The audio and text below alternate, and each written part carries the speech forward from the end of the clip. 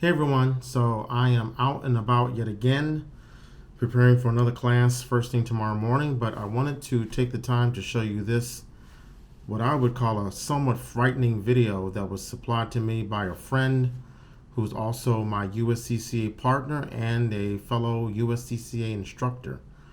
It involves a potential home invasion. Well, it does involve a stranger breaching my friend's home at 1:30 in the morning while he and his family are at home asleep. So he showed me this video and I was horrified. I'm happy to say that the family is all safe and sound. And he informed me just today. This happened last Friday, a week ago, about a week ago from today. And he informed me that the guy was caught and placed in a mental institution. I didn't get much more detail than that, but the police are canvassing the entire neighborhood to get as much video footage from doorbell cameras and ring cameras that they can possibly find so they can charge this guy appropriately. So let's just take a quick look at this footage. So this is the front steps of the house.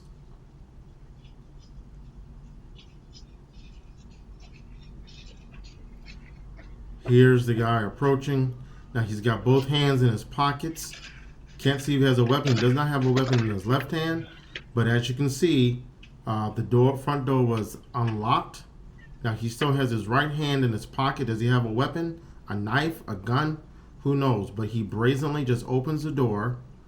He checks first to make sure no lights are on, I suppose, and no one is going to pose a threat to him right off the bat. Remember, it is 1:30 in the morning.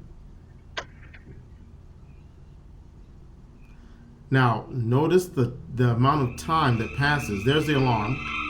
Notice the amount of time that passed before the alarm was set off. And now he just calmly walks away. It's like he's tiptoeing away.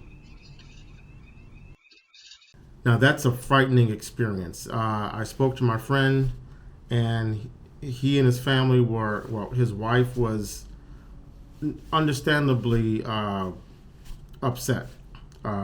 It was a home invasion, and fortunately, the alarm was enough to scare the intruder away.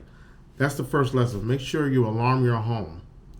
You should have an alarm in your home, preferably an alarm that's going to be loud enough that's going to wake you up. My friend told me that, I believe he said that they all slept through it. So that's something. You got to make sure that alarm is going to wake you up. You need a second alarm in your home. Whatever you got to do to make sure that you can react to that alarm when it goes off. Fortunately, that alarm was enough to deter any more entry into the home from the bad guy. Second thing, always make sure your doors are locked. Now, to my friend's defense, I did admonish him about one thing. I believe the reason the door was unlocked was because he was using that Amazon service where they can unlock your door or your garage to leave a package. He's since stopped doing that, and I believe he said that the door was left unlocked. His son was home, received the package. After they unlocked the door, the son approached the door, received the package, and I guess the son forgot to check that the front door was then closed and locked again, so it was left unlocked overnight. I do the same thing. I just realized I'm guilty of the same thing because my son, when he leaves during the weekday to catch the bus at 7 a.m., he goes out the front door, but he doesn't lock the door behind him. So what my friend and I have decided to do is we're both going to put keyless entry locks that automatically will lock after a certain amount of time once the door is shut. I do have that lock on my rear door. It's by a company called Yale, Y-A-L-E. It's a little bit of a pain in the ass because the door doesn't always, if the door is not closed precisely, the lock, when it comes out, it won't go into the clasp. And it warns you that it's not completely closed. And I'm still working that through, but I think we're both going to get that put on our front door. So always make sure your doors are locked. Now, just a cursory assessment of this guy with no clear facts. He looks pretty thin. He's not a big guy. What's this guy's MO? What's his purpose? Is he there to terrorize the home? We didn't see any weapons in the one hand when he unlocked the door, but he had his other hand in his pocket. What was his motive? Was he just there because it's the holidays and he was looking to score some gifts or something of that nature, thinking the tree was up? Maybe there were gifts under the tree. It looks like this is something he's done before because he's very calm at what he's doing.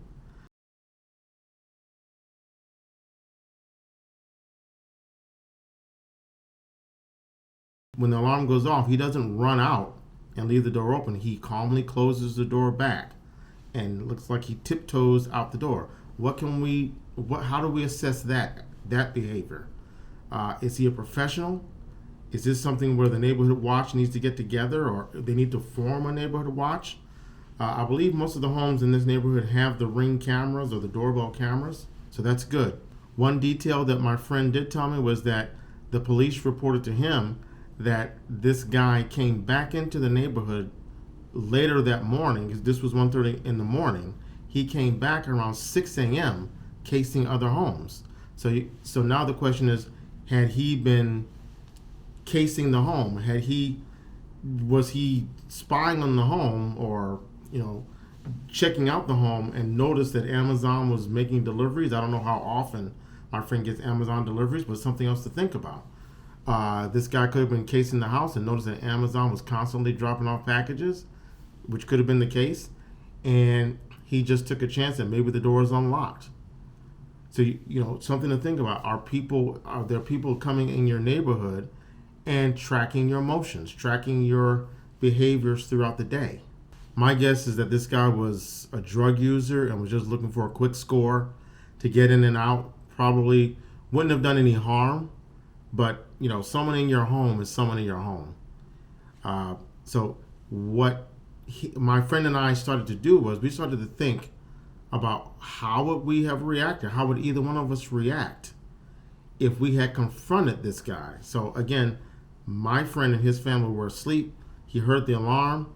There was too long of a delay, and I think my friend said there was an issue with the batteries on the door alarm, but there was a motion sensor inside the home where the batteries were fresh. Every month, just go through, charge your devices, or make sure they're new batteries, replace the batteries every 30 days. Then you don't have a question about whether or not the batteries are fresh in your home. But he and I started thinking about what would we do had we were either of us to confront an intruder in our home. I know what my plan is. Hopefully I'd have the fortitude to carry out that plan. And my instructor friend said he had a plan too. It's just the alarm did not wake him up.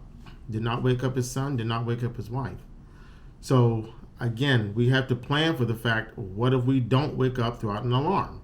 Does that mean we lock our doors on the inside? I know with my son, I'm not thrilled with the idea of having him lock his door. Who knows what's going on behind that closed door? I do have a teenager, but something to consider. It's a good idea to go through mental exercises about how you would handle a home invasion should it come to your doorstep. It's also a good idea to go through the actions you would take. Do a rehearsal.